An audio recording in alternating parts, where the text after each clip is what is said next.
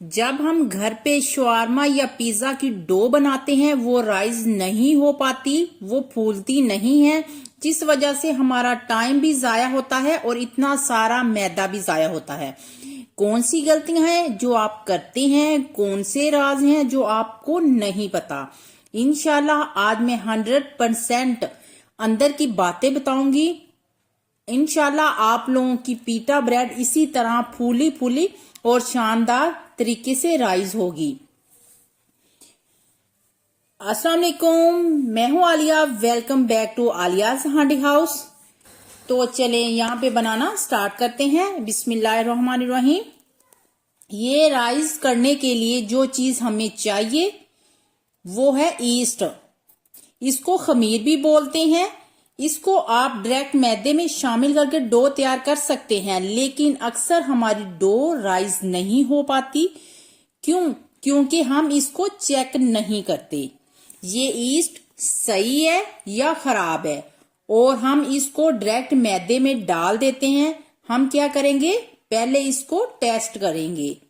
Test करने का तरीका ये होता है कि आपने एक ग्लास या कोई और बर्तन ले, इसमें डाल देंगे 1 टेबलस्पून ईस्ट और 1 टेबलस्पून ही शामिल कर देंगे चीनी का।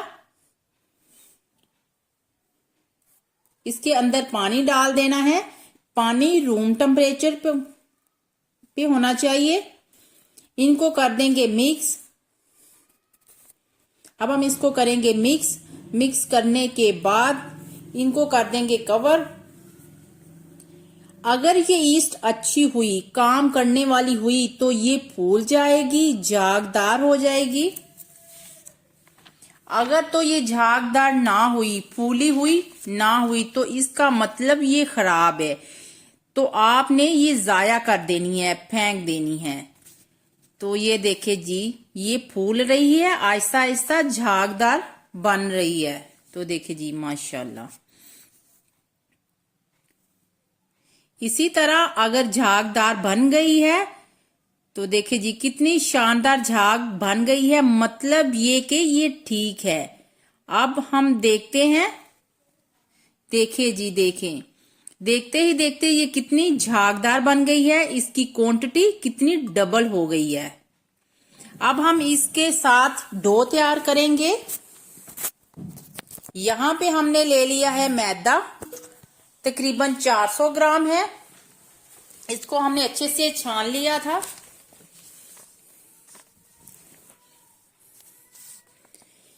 जो हमने राइस किया हुआ था इसको करेंगे शामिल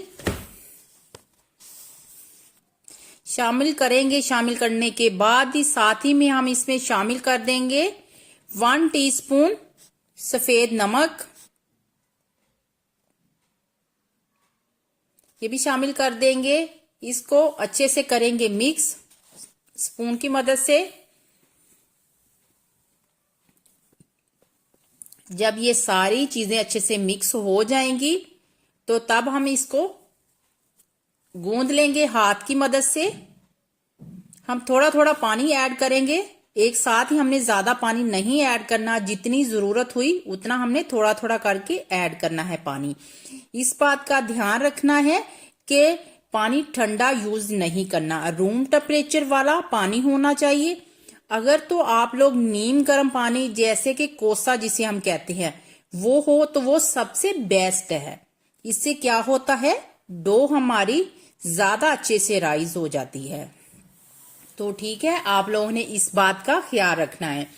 एक और बात है जिसका आप लोगों ने बहुत अच्छे से ख्याल रखना है, वो ये है कि अगर आप लोगों ने अभी तक हमारे चैनल को सब्सक्राइब नहीं किया तो जनाब आप लोगों ने हमारे चैनल को कर देना है सब्सक्राइब।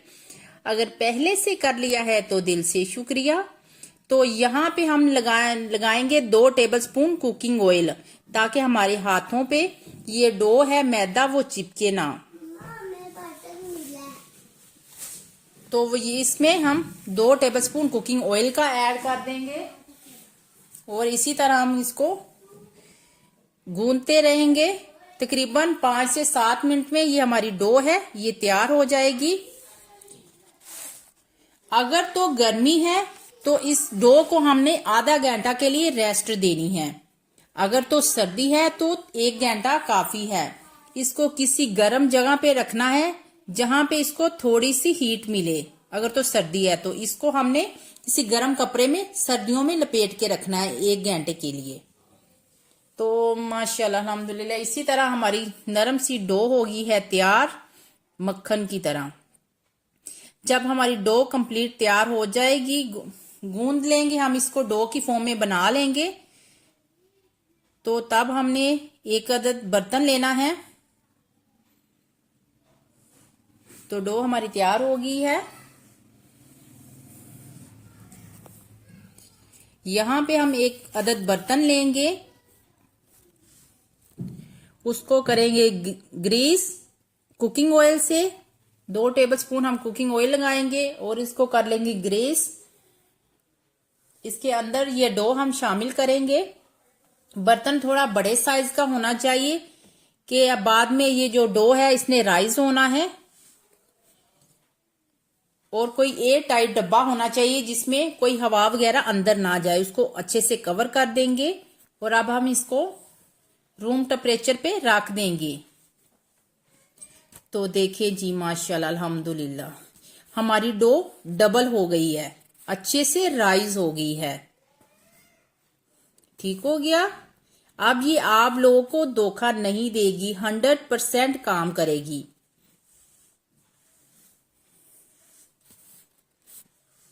अब आप इससे पिज्जा बनाएं, चाहे पीटा ब्रेड बना लें।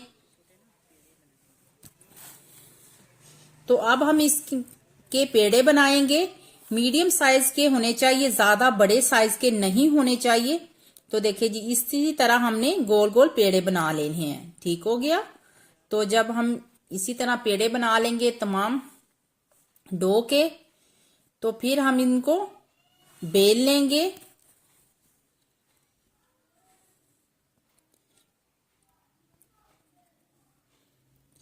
थोड़ा सा मैदा हम डस्ट करेंगे और इसको बेल लेना है रोटी की शेप में। हमने इसको हम ओवन में भी बना सकते हैं, लेकिन हम इसको तवे पे बनाएंगे।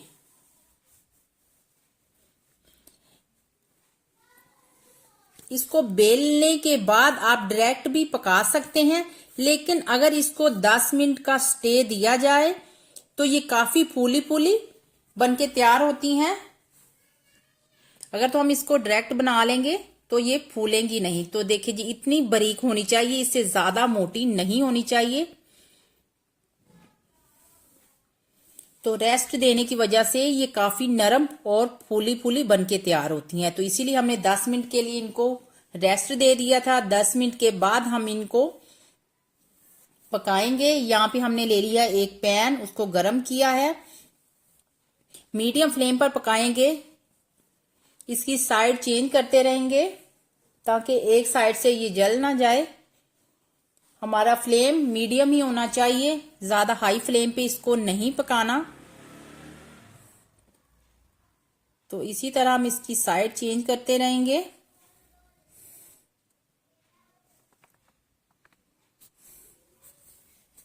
तो देखिए जी माशाल्लाह जबरदस्त कितनी नरम नरम और फूली हुई ये तैयार हो रही हमारी पीटा ब्रेड।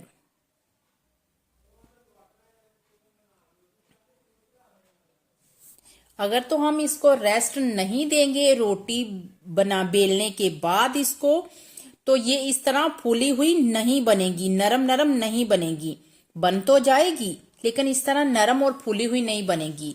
आप लोगों ने पेड़े करने के बाद, रोटी बेलने के बाद 10 मिनट जरूर रेस्ट देना है। अगर आप लोग भी चाहते हैं कि इसी तरह की नरम और फूली फूली पीटा ब्रेड बनके तैयार हो, तो इसी तरह हम बाकी की भी हम तमाम तैयार कर लेंगे पीटा ब्रेड।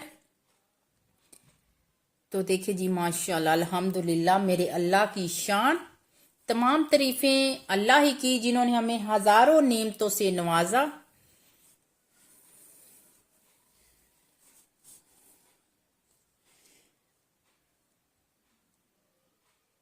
देखिए जी माशाल्लाह तो तमाम हमारी पीटा ब्रेड है वो होगी है तैयार।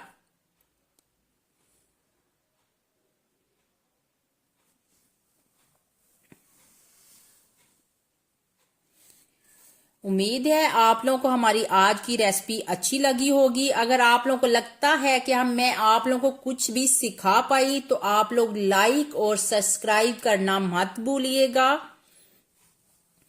आप लोग ट्राई कीजिएगा, इंशाल्लाह आप लोगों की भी इसी तरह 100% फूली हुई और नरम बनके तैयार होंगी पीटा ब्रेड। उम्मीद है आप लोगों को हमारी आज की रेसिपी अच्छी लगी होगी। लाइक कीजिए, कमेंट्स कीजिए। अगली रेसिपी तक हमें दीजिए इजाजत। ओके, अल्लाह हाफिज। खुश रहिए, आबाद रहिए, अपने आसपास के लोगों को खुश रखिए। तो देखिए जी, अब हम इसको तोड़ के अंदर से दिखाऊंगी कितनी अंदर से नरम और जालीदार बन के तैयार हुई है। तो देखिए जी, मक्खन की तरह बहुत ही सॉफ्ट। देखिए जी, माशाल्लाह अल्हम्दुलिल्लाह, जबरदस्त कितनी जालीदार बन के तैयार हुई है ना, डबल लेयर। देखिए जी माशाल्लाह, अंदर से इतनी फूली फूली है ना कि देख के दिल खुश हो जाता है माशाल्लाह। अगर इसी तरीके से आप भी बनाएंगे तो बिल्कुल भी आप लोगों की पीटा ब्रेड खराब नहीं होगी। इसी तरह की फूली फूली और नरम जालीदार बन के तैयार होगी।